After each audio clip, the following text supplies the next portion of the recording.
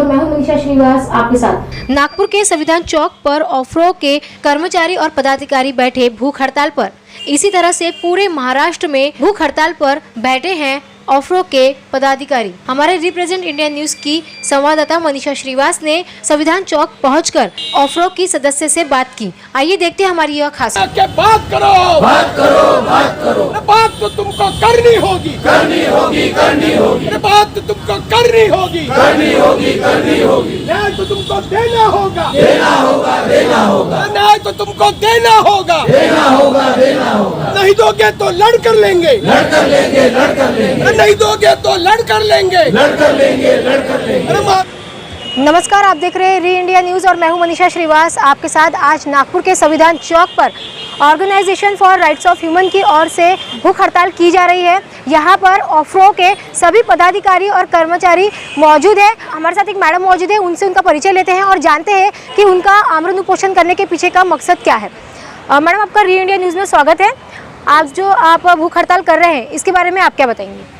Ma'am, मैं organisation for rights of women की महिला आघाड़ी की राज्य सदस्य कलावती डोमकोंडवार बोल रही हूँ कि मैडम, ये जो आमरण उपोषण का जो हमारे पर वक्त आया है, इसका यानी एक वजह है कि 6 जुलाई 2017 को बहिरा का जो केस लगा, सर्वोच्च न्यायालय ने जो केस लगाया है, वो पूर्व लक्ष्य आधार पर हम पर लागू नहीं होता है मैडम, और सभी पे ये लागू होता है ऐसा वहाँ पे नमूद नहीं है।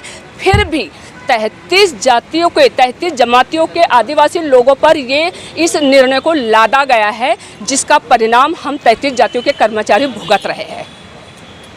तो आपका ये भूख हड़ताल कब तक रहेगा और आप कब से इसके पीछे मतलब लड़ाई लड़ रहे हैं आप लोग इसी के लिए? मैम, 6 जुलाई 2017 का जो निर्णय लगा, उसके बाद में 2019 में महाराष्ट्र शासन में सभी कर्मचारियों को अधिसंघ के पद पे डाल दिया, और अधिसंघ के पद पे डाला ही नहीं, बस वहीं से हमारे पर ये अत्याचार शुरू हो गया है। हमारे मान सम्मान हनन हो गए हैं, हमारे जो हक जो है वो छीन लिए गए हैं, हमारे जो इंक्रीमेंट है वो रोक दिए गए हैं, 11 महीने के कॉन्ट्रैक्ट बेस पे हमको ला दिया गया है। और इस दरमियान जो रिटायर्ड हो गए हैं, तब से अब तक 2.5-3 साल हो गए मैडम, जो रिटायर्ड हो गए हैं उनको कोई पेंशन नहीं, उनको कोई ग्रेजुएटी नहीं। ये बहुत बड़ा अत्याचार है मैम। मैं आपसे कहना चाहूँगी कि किसी के घर में अगर एक नौकर एक दिन का काम करता है तो शाम होने के बाद में वो भी पैसा लेता है, और हमने ज़िंदगी भर ईमानदारी से 30 साल 35 साल तक हमने सरकार की नौकरियां किए हैं, तो क्या हमारा हक नहीं बनता कि हम पेंशन के हकदार हैं?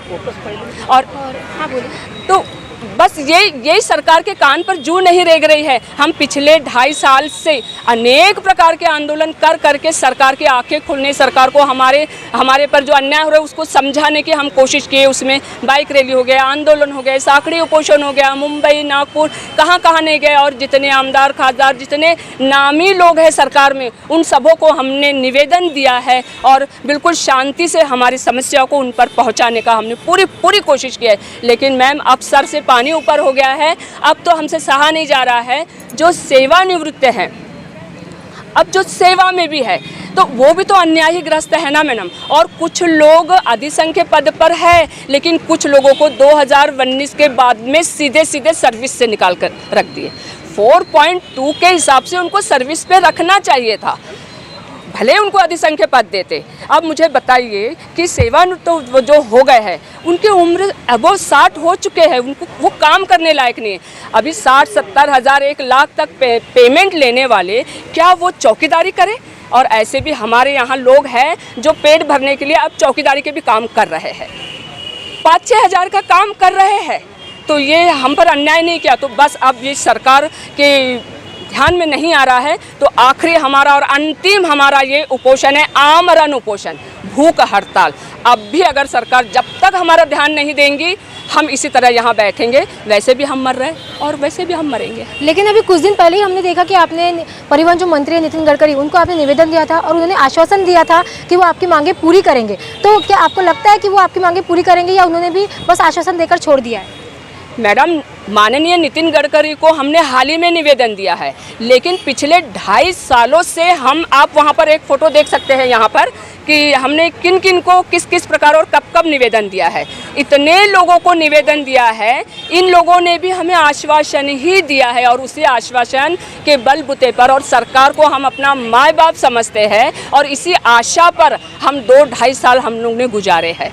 और अभी नितिन गडकरी साहब ने भी वही आश्वासन दिया है, लेकिन ऐसे आश्वासन से तो किसी का पेट नहीं भरता है ना कहीं हमको इसकी पहल दिखनी चाहिए ना मैडम, वो हमको नहीं दिखाई दे रही है और इसी का वजह है कि आज हम भूख हड़ताल पर है। तो आज आप जो भूख हड़ताल कर रहे हैं, इसमें कहाँ कौन कौन से जिले से लोग आए हैं और कितने लोग आए हैं बता दीजिए। मैडम, ये जो आमरण उपोषण है ना, पूरे महाराष्ट्र पर चल रहा है। आप अगर पूछेंगे तो ये इसी समय में आज सुबह 10 बजे से एक ही समय पर महाराष्ट्र के हर जिले में ये आमरण उपोषण शुरू हो गया है। नागपुर में है तो यहाँ सिर्फ नागपुर के लोग हैं, पूना में पूना के लोग हैं, चंद्रपुर में चंद्रपुर के, ठाणे में ठाणे के लोग हैं, मुंबई में मुंबई के, इवन पूरे महाराष्ट्र में ये आमरण उपोषण चल रहा है।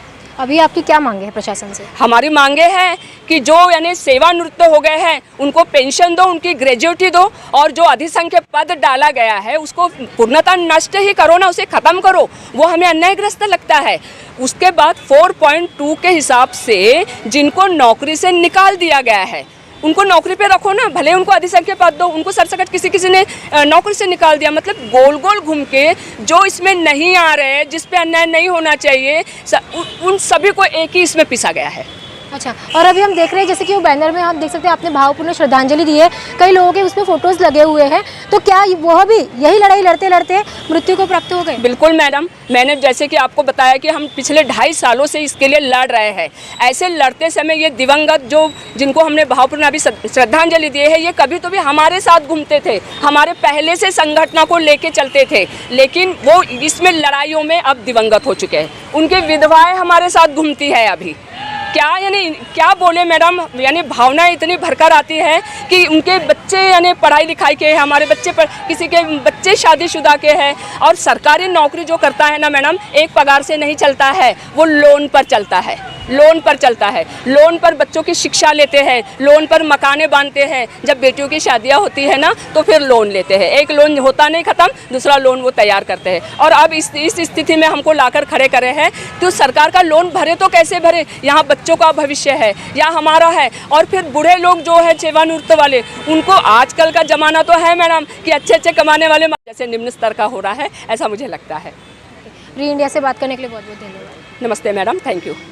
तो इस तरह से आज नागपुर के संविधान चौक में ऑफरो की ओर से भूख हड़ताल की जा रही है। जहां आज नवरात्रि का पहला दिन है, वहां पर इन सभी महिलाओं को अपना घर छोड़कर यहां पर भूख हड़ताल पर बैठना पड़ रहा है। तो हम प्रशासन से यही उम्मीद करते हैं कि जहां तक हो सके ऑफरो की मांगें पूरी की जाए और उन्हें किसी न किसी तरह से थोड़ी राहत दी जाए। इसी के साथ आप देखते रहिए री इंडिया न्यूज़। ऐसी ताज़ा खबरों की अपडेट के लिए आप देखते रहिए री इंडिया न्यूज़। हमारे चैनल को लाइक करें, ज़्यादा से ज़्यादा शेयर करें और सब्सक्राइब करें।